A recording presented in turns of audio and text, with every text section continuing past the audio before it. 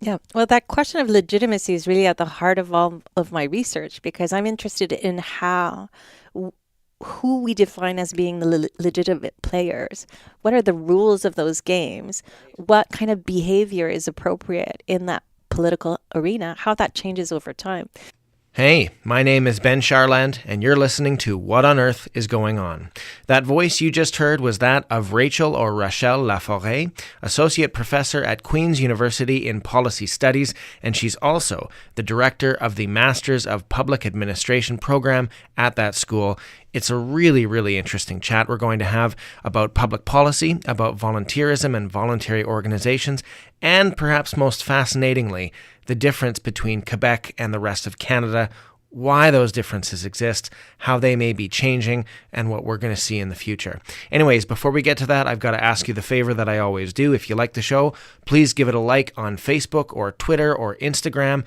Give it a rating on iTunes, spread the word, and get in touch. You can go to the website, wogopodcast.com, that's WOEGO podcast.com, or send me an email, wogopodcast@gmail.com. I would love to hear from you, hear what you think about the show, get your feedback and your suggestions for future episodes, whether it's a guest you have in mind or a subject that you'd like us to tackle on the show. Anyways, without further ado, here is Rachel. All right, Rachel Laforest, welcome to the program. Thank you. Thank you so much for coming. It's a real pleasure to have you here. My pleasure. So the first question, as always, I'm going to get to in a second, but I just wanted to give a brief introduction to who you are and what you do. You're the head of the Masters of Public Administration program here at Queen's University, and you're also obviously a scholar in public policy or policy studies at Queen's. And one of the big things that you do and that you've done is the so-called third sector, the voluntary sector. I'm really interested in hearing and what that is, why it's important when it intersects with government, and sort of how it can be an invisible player in how we think of government, but is a very visible player in our day-to-day lives, whether it's NGOs or interest groups or anything like that. But you're also working on poverty reduction at the moment, is that right? Yep. So what are you working on in that regard? So your question is what's happening now, and what's really interesting, I think, in the social policy world is that we've just had a federal government announced a poverty reduction strategy month ago. All provinces now and territories have a poverty reduction strategy in place, some for over 20 years, like Quebec, some more recently, like BC. That is currently developing their poverty reduction strategy. So it's a really interesting time to be studying public policy. And although my interest is always around social policy in multiple forms, and it just so happens that right now it's poverty reduction, my interest is always to look at the community sector interest groups that represent citizens and how they're called to participate in the development of some of those policies. So right now, that's why I'm looking at poverty reduction strategy. You have a really interesting comparative perspective that we can have from one province to the other because everybody has a poverty reduction strategy. But the actors that are involved in mobilizing and contesting government in order to have specific types of policy that could fall under poverty reduction is different from one place to the other. Right. And so the flavor, the policies put in place from one province to the other are quite different. So what's an example of an organization in the so-called voluntary or third sector? What's a good example of that? Oh, there's so many different types because I read that there's 850,000 of them in Canada alone. Yes, and sometimes, they say the third sector because you have the first sector, which is government.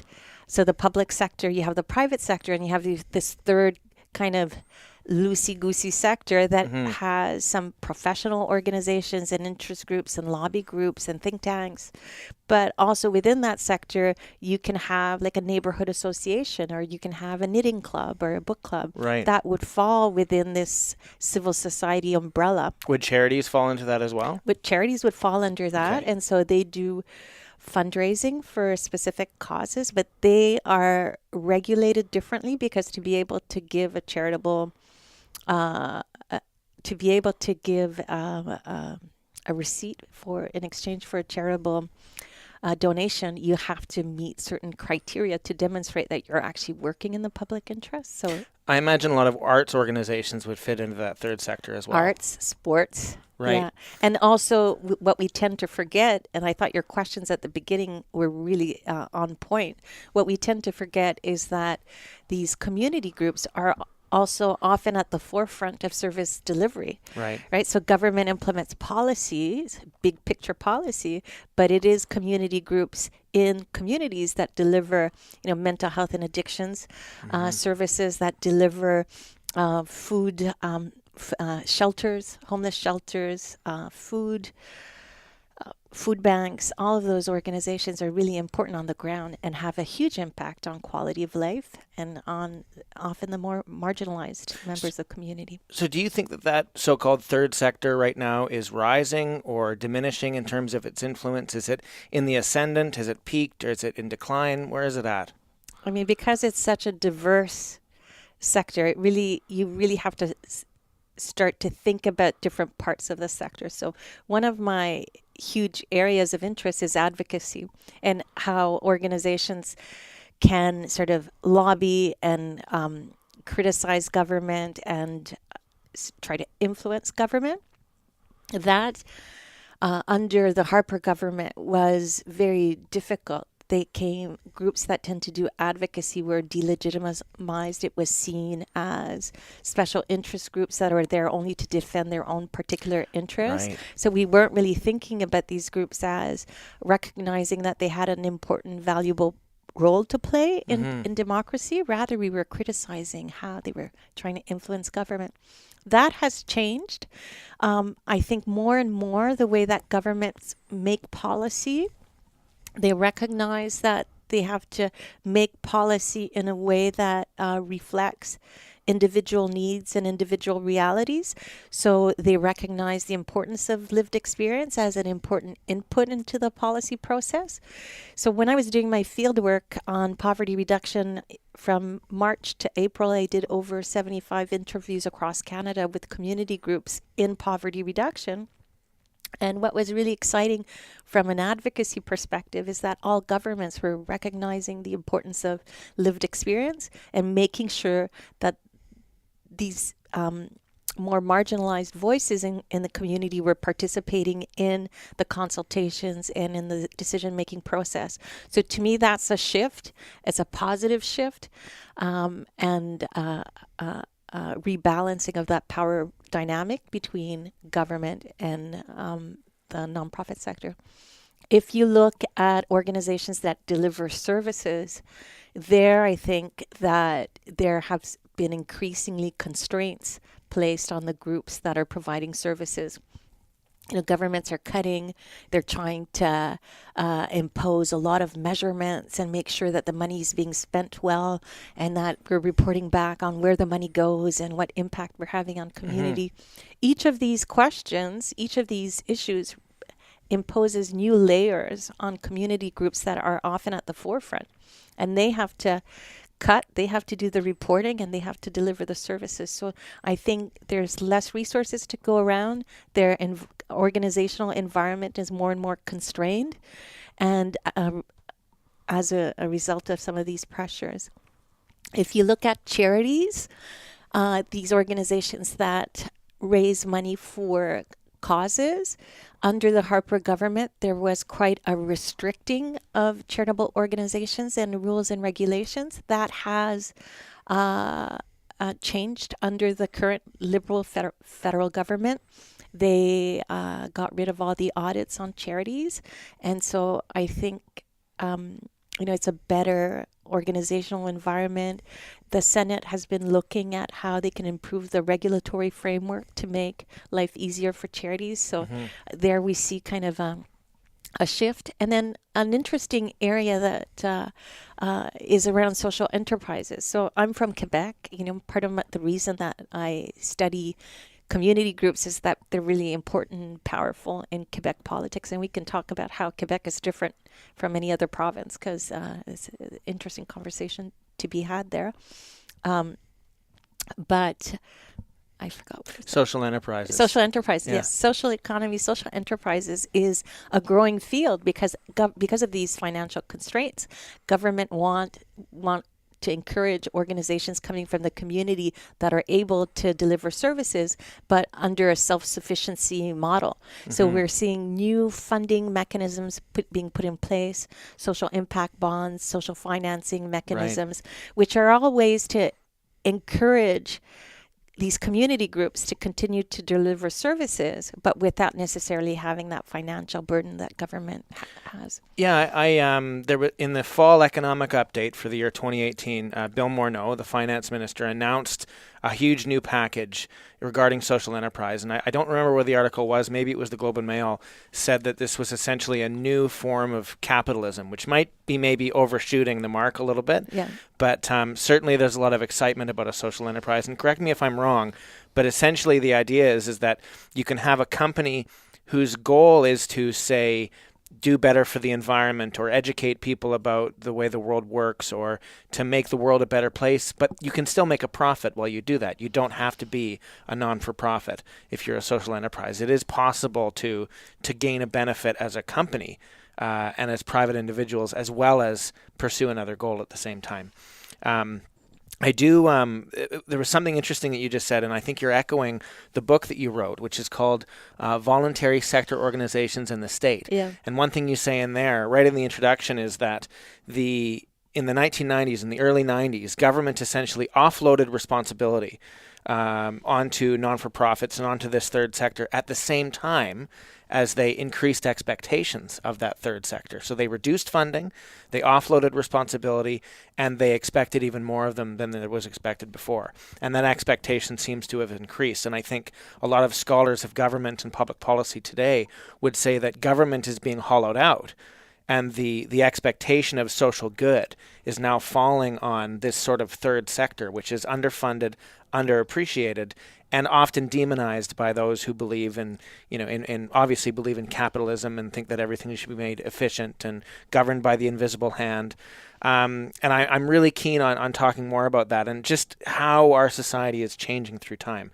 But I worry that we haven't asked our first question yet. I didn't actually ask it to you. Oh. So I wanted to. I don't want to lose the opportunity. So Rachel, we're talking about flux and disruption. We're talking about a pretty interesting, if not bizarre, time to live in. And a lot of people are asking this question, which is why I ask it in this podcast. What on earth is going on? Oh, okay. Well, I don't want to give you the same answer that I said at the That's outset, the challenge. but Yeah. I do think that there's a lot happening around social policy, especially if we look at Ontario. There has been the ending of the basic income project. We've also heard just a couple of weeks ago from the Ministry of Children and Community Services that they have a new plan for social assistance. These are going to be significant changes that will have a huge impact on some of those marginalized portions of the population that are on Ontario Works and on ODSP. So I think there are important changes that are happening in general with the election of these right-wing parties, populist governments coming and changing the dynamic and some of the implications that has for social policy. Why do you think that these governments are being elected? Or if they're not governments, why do you think that populist parties, right-wing parties, or this particular brand of the right wing, why do you think that's on the rise? What's your suspicion? You're going down a road of something that I don't really know much about. I think it might be populist rhetoric. Some people will say that it's a rejection of the old players, a desire to do things differently. I feel that some of the discussions and the issues during the elections don't reflect some of the decisions being made afterwards. So people might have to sign down for a party not recognizing necessarily some of the implications. In Ontario in particular, some of the commitments that were made during the election have been reversed. As a francophone, there's been some important changes to some of the services provided to Francophones and the abolition of the French university. That wasn't even on the table, and the Conservatives had given their support to that. Basic income as well. The pilot project was cancelled, but that was part of the commitments during the electoral period. So, I don't know, strange times. Well, it's interesting because you say that, these elections occur. There are things that are not even talked about, and those things have major changes as a result of that election. And I think part of it has to do perhaps with a reduced attention span. Maybe there would be more outrage at such things if there was a longer attention span. But now the election in Ontario, for example, seems like ages ago. And so the actions that the government is taking, whether it's with the Francophone people or the French university in Ontario, seems like a world apart. Whereas just 10, 20, 30 years ago, the link would have been much more obvious. Maybe that's a generalization. I don't know, but it seems like we, as a general population, are less and less able to make the link between the promises that were just made and the results that are happening now.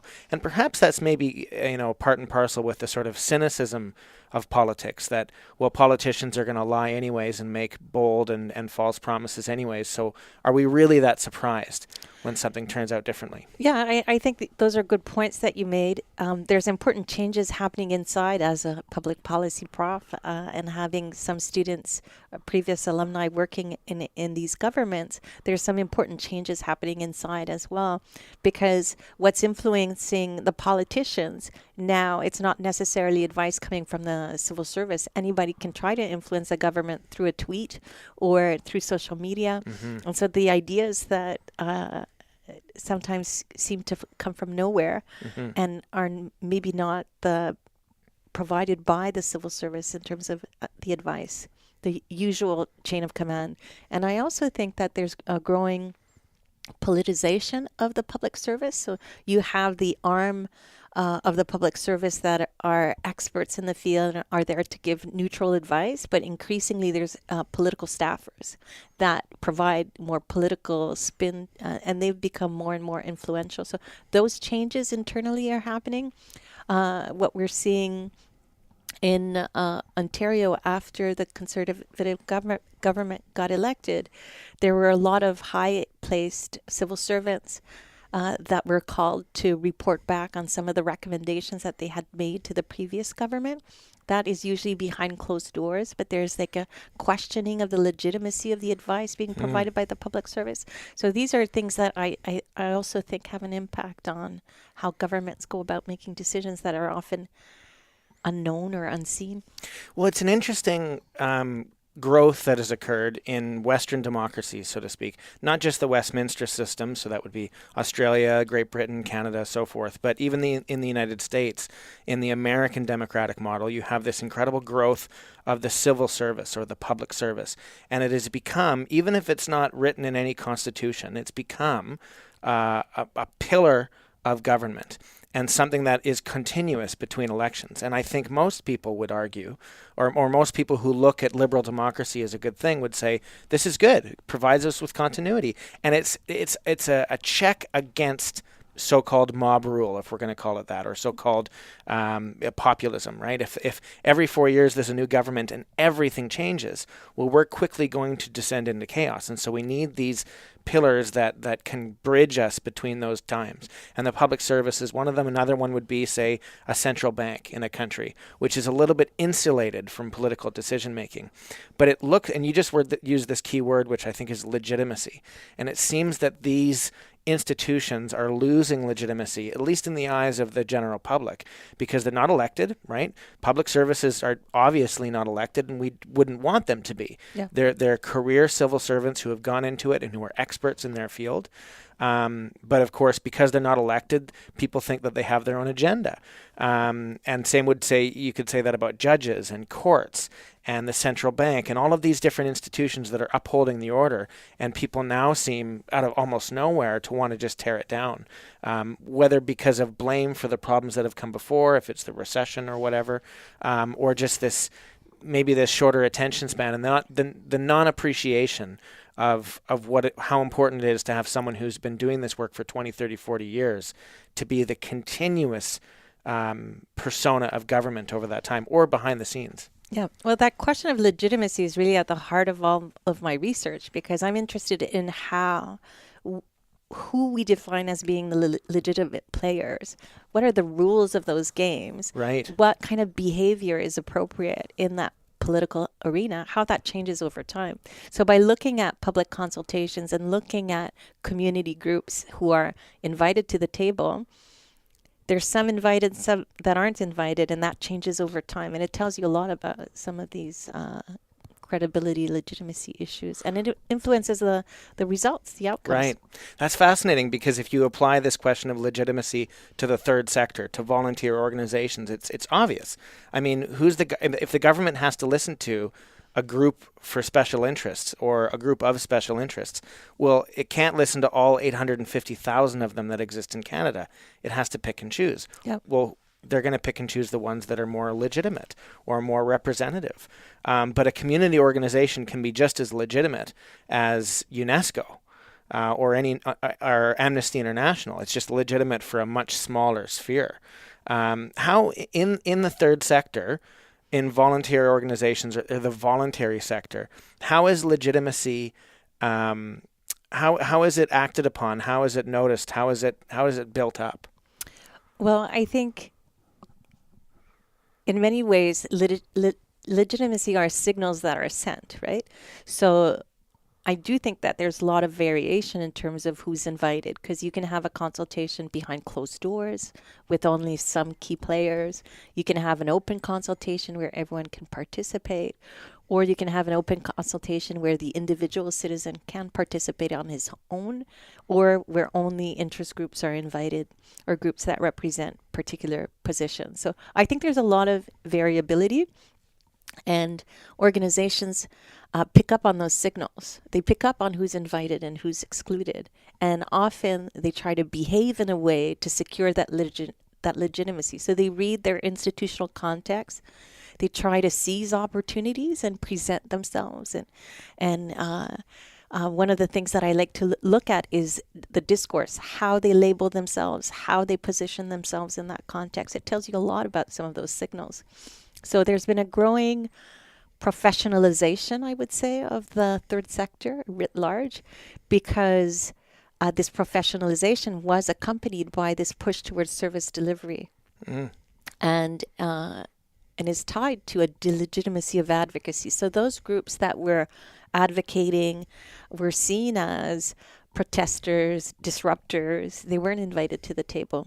Those individuals that were invited to the table in the 2000 to 2010 were players that would present evidence and facts and research. So I remember a government official, when I did my research for the book that you talked about, had said, advocate, but advocate on the basis of evidence. And that's a very strong signal in terms of what appropriate advocacy is. Right. I have an article that's called Advocates Anonymous, and it refers to just how internalized those norms around advocacy became for groups. And it was co-written with a student of mine that was doing interviews with advocacy groups. And I remember when she was calling the groups to see if they would participate in the research, they didn't want to be associated with the word advocacy. And so they would say, no, we're not advocating. We do education, we do knowledge translation, all of these politically correct terms to describe exactly the same activities that we would have described in the 80s and 90s as being valuable to democracy. Now that's changed, because again, now people recognize lived experience. And so that's a shift in the discourse and narrative that signals some of these shifts in what's legitimate or not. Well, one thing I'm not sure of is that we have this third sector, and it has incredible influence on government. If the government changes, it might be different organizations within the third sector that have a seat at the table, but there are always going to be some that do. So it's different organizations, different people who are able to show up to the decision-making process. But what's interesting is, and I don't know if this is a new thing or an old thing, but I do know that in Canada, in the United States, in many countries around the world, it's non-governmental organizations. It's the outsourcing to those organizations to write a bill or write a law or to even help write a platform for a political party. So if a political party is looking to fight in an election, one of the best things they can do to write their platform is actually reach out to these groups and say, help us write our platform so that we can speak to your membership.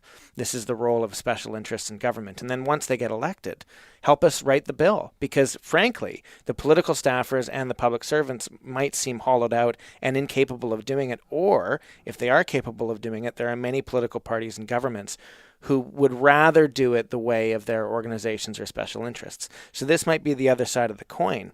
But is this a new development, or has it always been this way? Is it something we should be concerned about? Yeah.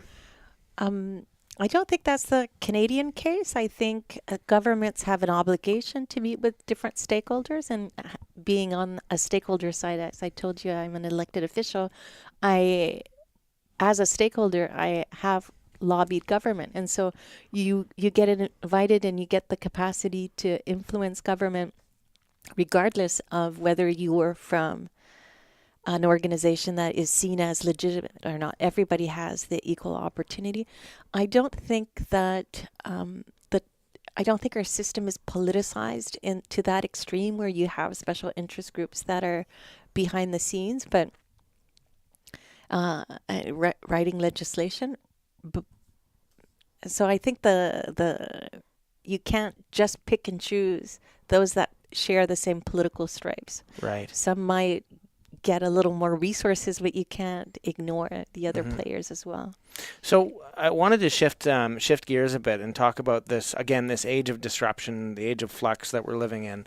And you're the head of the MPA program that I mentioned before. Yep. It's a really, in my view, it's a really important role that you have, not just as an educator, but as a guide for the people who are going to go on to work in the third sector, but also to work in government, who may be, whether they're elected officials or whether in the public service or whatever it is, they're going to hold really important positions of power. And right now they're learning the basics of this, or more than just the basics. They're learning the details of this. How do you navigate being that guide to those students, and what's maybe the most important lesson that you think that they should take away from their time in the MPA program?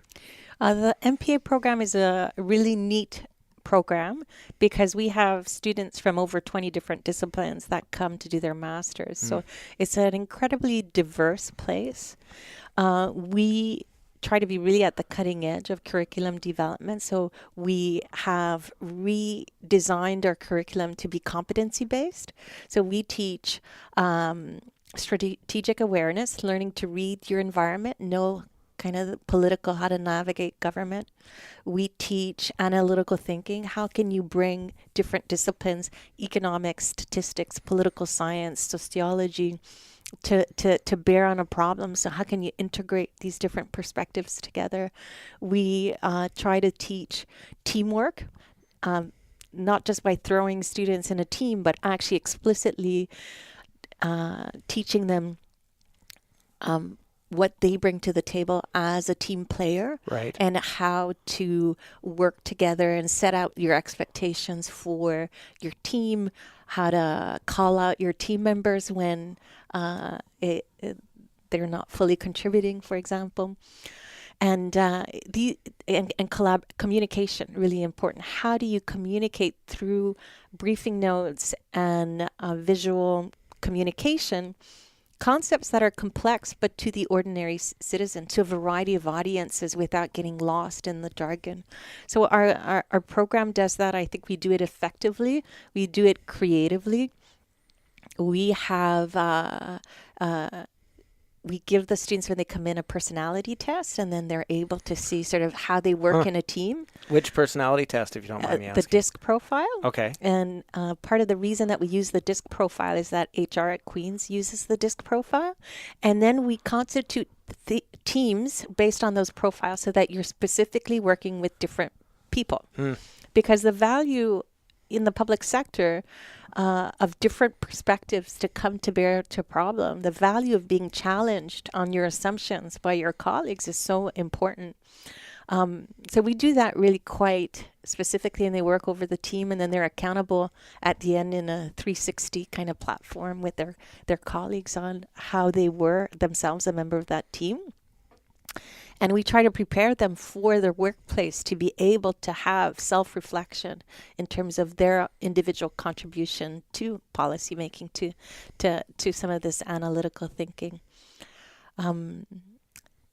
It's an interesting program because we're not competitive. You can't be competitive in the public policy world. You need to be working with others. You need to be able to collaborate and exchange and be open to being wrong.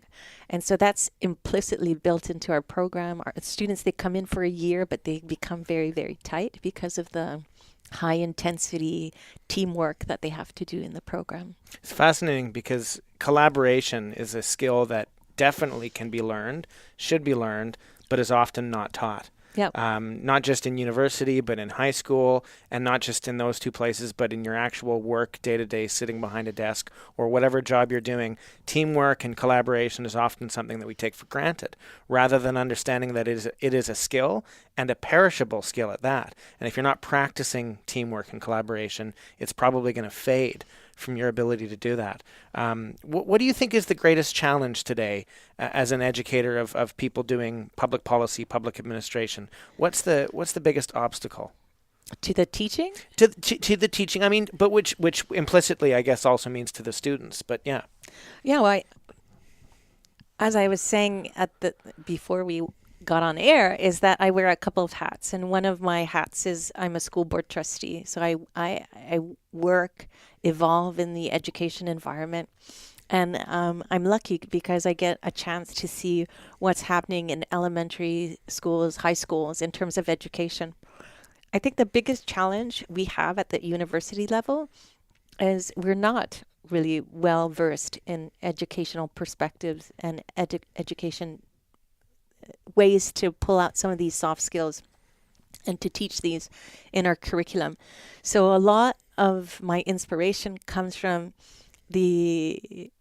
my work in that education field, but the biggest challenge is the students themselves, because they come to university expecting to have a particular type of education. They come in expecting to have the mighty professor standing at the front, regurgitating all their knowledge and then them learning. You know, we come into a classroom and we play the classroom. We have different assumptions of power and how that's embedded in the classroom. I try to blow that up. And so there's resistance and discomfort that comes from being in that type of classroom. But we do it regardless, and I think it really pays off when I see the results from the students. Last year we had 100% placement rate, and employers were calling me to get more students. And I think it's because they were prepared to do that transition and to vocalize what are some of those soft skills that they were getting out of the program. Right. And it requires shifting away from, I teach this class, it's called Policy Challenges, where we teach explicitly these skill sets. But the course itself doesn't have any content. To be able to teach the soft skills, you have to move away from a content-based course. And so, I think it's hard for the students to start to be independent thinkers. I think we do it well in elementary school. We do it well in high school to teach them to be independent, to take initiative, to use their own passion and interests to bring that to how they approach a problem. But then we beat it out of them in the undergrad, where they learn to please the professor and give the right answer and regurgitate the right answer. So when they come after their undergrad to our master's program, they want to know how to get the A+. But our program is not about grades. It's about learning all of these skills and being able to work in an environment and being flexible. So that's the biggest challenge. Well, and it sounds like there would have to be a lot of unlearning to take place, or some you have to drop some of the baggage maybe that you picked up in your undergrad, or maybe even the private or public sector. When a person finishes their MPA, what do they often go on to do? I mean, the obvious one is they go and they get a job in the public service, whether as an analyst or a policy development person or something in that vein. But what are the other options for someone who's just done their MPA? It's changed a lot. When I started 16 years ago, you would ask people had a vocation. They wanted to work for the public sector. And that's what they wanted to be lifers. But now increasingly our students want to go in and out and work as consultants for the private sector and spend a couple of years working for the nonprofit sector and then spend a couple of years working for government. So their placement at the end of the program really reflects that. And the majority end up in government. We're lucky, I think, in Kingston because we're midway between the federal and the OPS. It used to be the OPS was hiring when there was a conservative government. OPS, you mean Ontario Public Service? Yes, sorry. Okay. No, that's okay. Ontario Public Service. And Harper was at the federal level, wasn't hiring. There was a hiring freeze. And so most of our students for many years ended up going to Toronto. Now that has changed, and there's a hiring freeze in the Ontario provincial government, but the feds are hiring. So a lot of our students now are looking towards Ottawa. And then all of this consultant stuff, Deloitte, KPMG, we have students that are placed there. And then in the nonprofit sector. Right. What's a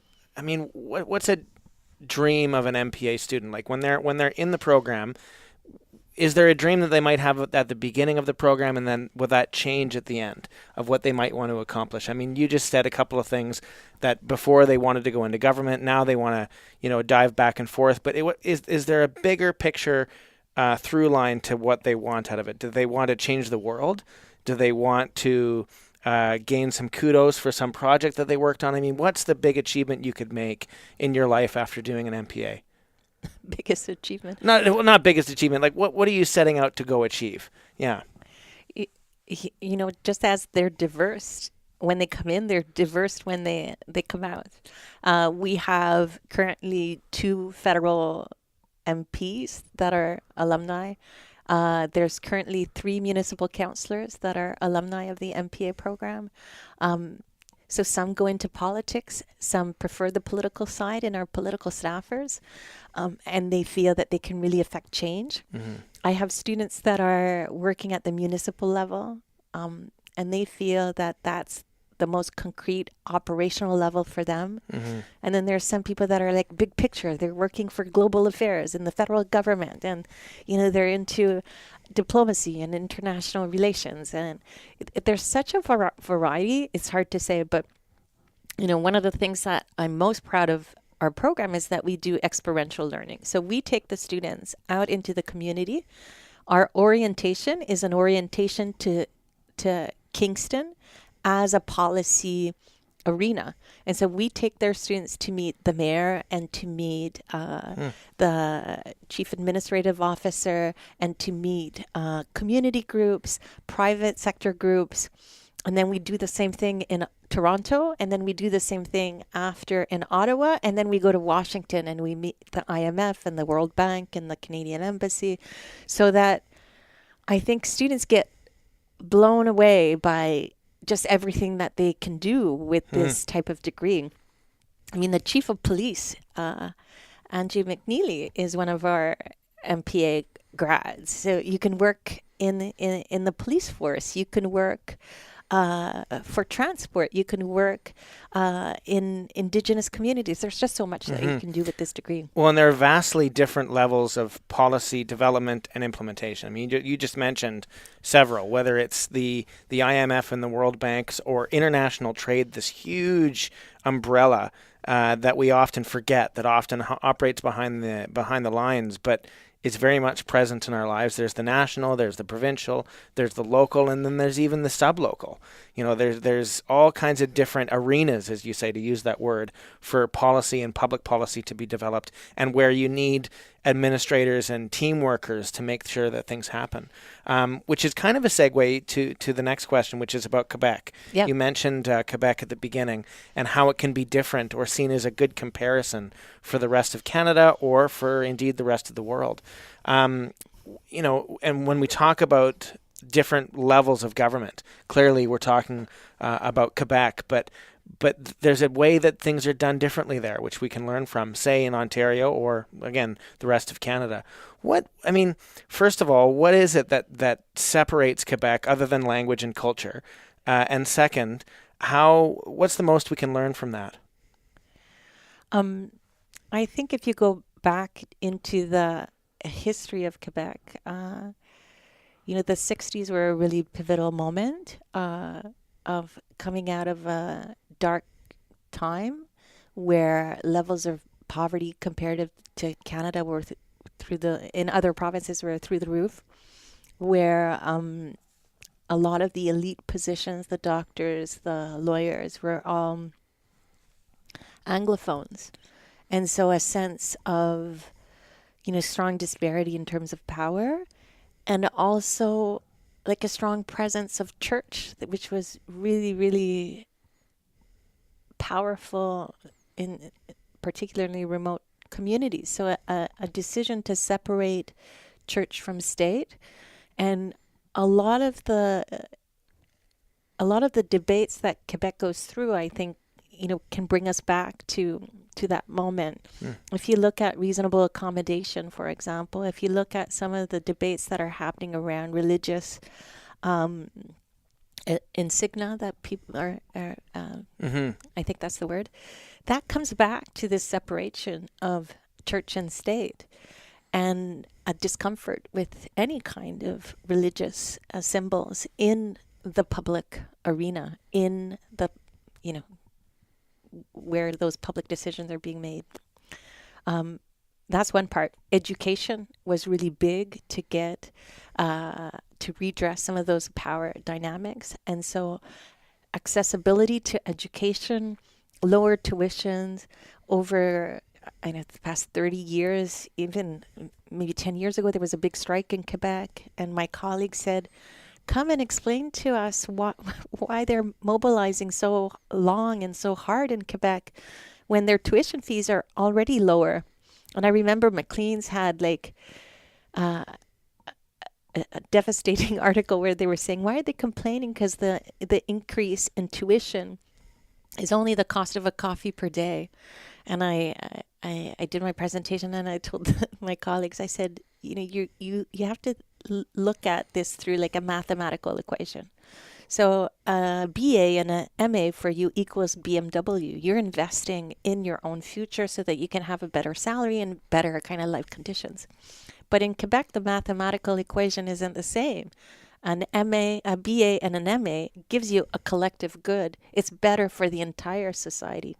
And so, people will have better jobs, they'll pay higher taxes, we'll all be better off. So I think this collective vision, this project of society that animates all of the political parties, whether they're federalist or nationalist, harks back to the 60s and education being important. And as part of that revolution, the community sector was really big. So if you look at, there was a lot of local action committees that were affecting change in local communities. Our medical CLSCs, I don't know what they're called in English, but Centres Locaux de Service, anyways, our local healthcare providers, Right. Are community centered and community focused and are there to help orient people that might have health issues to community services available to different community groups. So very grassroots kind of understanding of healthcare as well.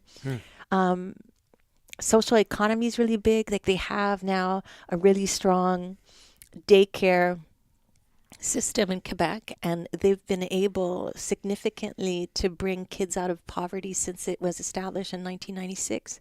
And that was born again from the community, from social economy organizations that saw a need that wasn't being met, and that developed into this now public system that we have, but was born again from community. So there's a very different role and place of the community sector in Quebec that you don't see in other provinces. And I like to think that the way that Quebecers engage with the public sphere is quite different. If you look at levels of volunteering, so a volunteer is someone that gives time out of their day for without remuneration for a particular cause. Levels of volunteering are significantly lower in Quebec than the rest of Canada. And even though I would say the community sector is stronger, the levels of volunteering are lower. And I remember back in my early years in 2000, when I was a grad student, I worked for Statistics Canada. I did some of their surveys. I would call people up and I would ask them questions on their volunteering habits. And when I called in Quebec, they would say, "Oh, I'm not a volunteer. I'm a militant," because that terminology doesn't apply. So I think those statistical surveys don't capture the reality, but also because people don't think that they should be giving their time without compensation. It should be for a cause, right? It's not to deliver a service. It's not viewed in the same way. If you look at charitable donations, levels of charitable donations are significantly lower in Quebec than in any other province. And in fact, when I talk to charities, they'll say that the way you have to engage the Quebec public into an activity is you have to do like a walkathon, or you have to do something physical, because Quebecers aren't happy with just signing a check. And so as part of this research for StatCan, I would call people up and ask them about how they made the decision to make a charitable donation. And then people would answer, "Well, I don't make charitable donations, I pay taxes." So their way of making a charitable donation equates to taxes. And they believe it should be the public sector that decides the fair and equitable distribution of those resources, not the individual that decides to put their money towards some of the sexy causes like arts or, panda bears, Right. as opposed to some of the tougher policies. Yeah, there's so much in what you just said that I find really fascinating. I've met people before who will not donate to a charity of any kind because they see that as further offloading or outsourcing from government. So, for example, a charity that takes care of abused pets, or a charity that looks out for human rights around the world, like Amnesty International, or a charity that provides food and shelter for the homeless. Well, a lot of people would say all of these are the responsibilities of government. And so if we get into a paradigm shift where, no, this is my responsibility as an individual citizen to go into the marketplace of all of these different charities, and I pick and choose, and whichever one, I guess, has the best marketing, or make sure that they get my money quickest, they're the ones that are going to succeed in competition to attain the right money and get what they want. And government can stand back and say, hey, it's not our responsibility, which is a very different thing from the idea of government that grew in the 20th century, especially after the Second World War. And it's also interesting to me how the paradigm is again different in Quebec. Because, of course, if I volunteer, if I give my time in Western Canada or in Ontario or maybe in the Maritimes as well, I'm doing it specifically for nothing. I'm doing it for maybe a greater good or some weird benefit to a greater whole that doesn't actually tangibly benefit me, that I can't see. But I'm sacrificing my time essentially for nothing, for some altruistic truth. In Quebec, however, it sounds like what you're saying is, no, I'm giving my time for a tangible return. I am making something better. And that's something we don't really do in the rest of Canada, or we don't see in the same way. Well, that language, volunteering, doesn't exist in French. It's not, we translate it to voluntary. I mean, I don't know how they say it, but it doesn't exist. It's just a simple translation from English to French. And so that concept of and a way of engaging in the public sphere is not part of the vocabulary. My It's your duty understand- as a citizen, really. yeah. It's often for the cause, right? And there,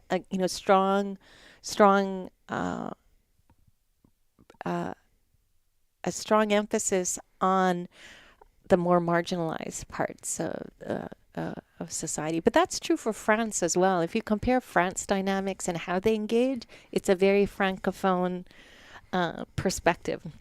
Right, and there's a certain sense in France of duty as opposed to your rights. You know, that there are rights and responsibilities. Absolutely. And there was a clip not long ago of Emmanuel Macron who was walking through a group of people, and I think one of the kids who was in the group said, hey Manny, or whatever. You just called him by a nickname, and he turned to the kid and said, no, you address me as the president.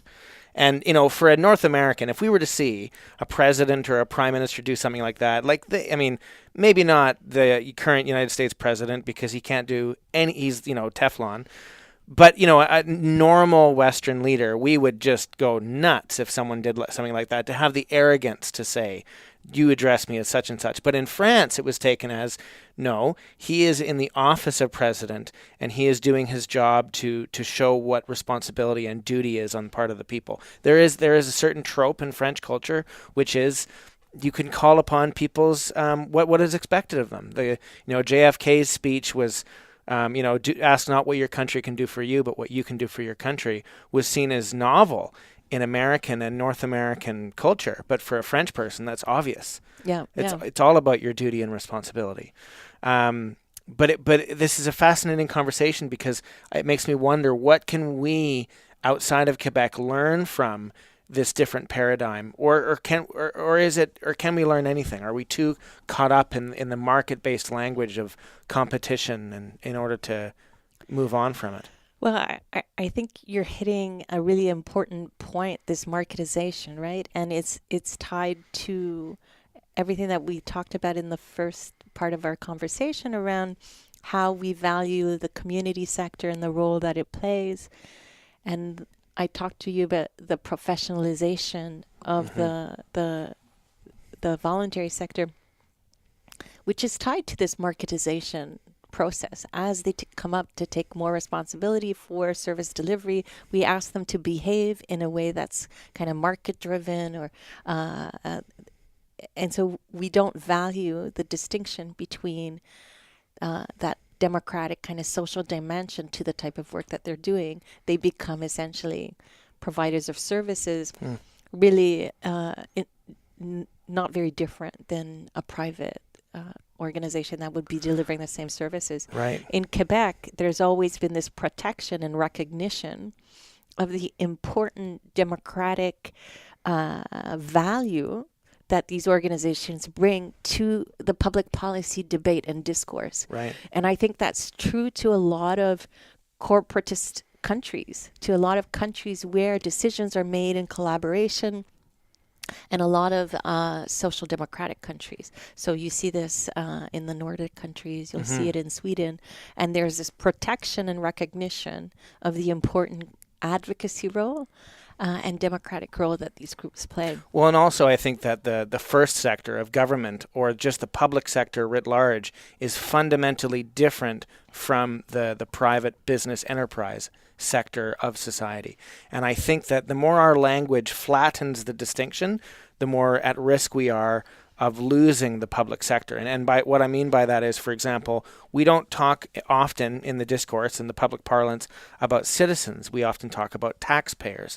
We don't talk about government as a public sphere. We talk about it as the provider of a service. So whether it's making sure that electricity markets are regulated, or the roads are paved, or the police are paid and in action, or the military is up to snuff and strategies are in place, all of these really can be fit within the market language of providing services and paid in, paid out. incomes and outcomes, inputs and outputs. And I think if the more we, again, flatten the language and the distinction between the two, the more we're at risk of people saying, well, why not just privatize it all? Because it would be more efficient and it would be more effective and we'd all be happier and the losers would lose and the winners would win, and that's all natural and fine and good. And I think we're in danger of that happening. My last question to you is based somewhat on the first, which is that if you had the chance to ask someone else this question, what on earth is going on? And it could be anyone alive or dead. It could be a group of people. It could be someone in a different language. But someone that you're really curious to hear how they would answer this question today about our world today. What on earth is going on? Who would that be? Well, I guess I would ask the Prime Minister of Canada that has, a broad overview of some of the current issues that are happening, that has to engage with other countries and has to engage inwardly with other provinces as well. So I think that uniquely positions you to kind of see lay of the land in terms of what's happening all around. And do you say that because you'd be interested to hear what Justin Trudeau has to say, or because you want to know what the Prime Minister, whoever that is, has to say? Yeah, the today? Prime Minister, whoever that is. Yeah. Right. Yeah. Because of their unique position on the world stage. Yeah. And I think also, and just to go back to it, their unique position between Quebec and the rest of Canada too. And I think that, and again, for a francophone or a bilingual person like Justin Trudeau, would be uniquely positioned to understand the comparison as you are, as someone who's bilingual as well, to understand the link between Quebec and Ontario or the rest of Canada. And, just as a micro question or a micro episode right here at the end, I mean, what on earth is going on but with that difference between Quebec and the rest of Canada? I mean, we talked about what the differences are and where they come from. But do you think the differences are becoming greater or lesser or just different? It's interesting because I was listening to a podcast this morning of a group of academics that were talking about the recent elections in Quebec and how that's going to change the dynamics. And they too elected more of a right-wing government, but they were saying that even though it's a more right-leaning government, still around social policy questions, around the role of the state and the kind of welfare state that we need for our society, Quebec, there's not a lot of significant difference between the parties there. So, I think if you compare Canada with U.S., we have a right-wing party, but our right-wing party is close to the left-wing party in the U.S. And if you compare the right-wing party in Quebec with the right-wing party in the rest of Canada, it's probably a little more to the left. And so I think that distinction will continue to exist between Quebec and the rest of the provinces. In part because it's just baked in. It's just baked in. It's in your cultural approach. I mean, even as a francophone living in an anglophone majority environment, you recognize your people. We just have a different way of interacting, a similar rejection of elitism and form that is different. I think we're much more open and willing to have hard conversations. Right. And so I think that will continue to stay true, that Quebec is slightly going to be different. Rochelle, thank you so much for coming on the program. This has been a terrific conversation. Thank you. That's the show. Thanks so much for taking the time to tune in. If you want more information about my guest, about the things that we discussed, or for all previous episodes, go to the website, wogopodcast.com. That's WOEGO podcast.com. And you can also send me an email, wogopodcast@gmail.com, with your suggestions for future guests or just to give me feedback on the show. Now, your quote of the week is from Richard Lamb. It goes, "Everything we do in public policy prevents us from doing something else. To govern is to choose." Next week, we've got my friend on the show, Andrew Miller, to discuss the Chinese novel Three-Body Problem. It's the first piece of fiction we're discussing on the show, and I'm really excited to do it. See you then.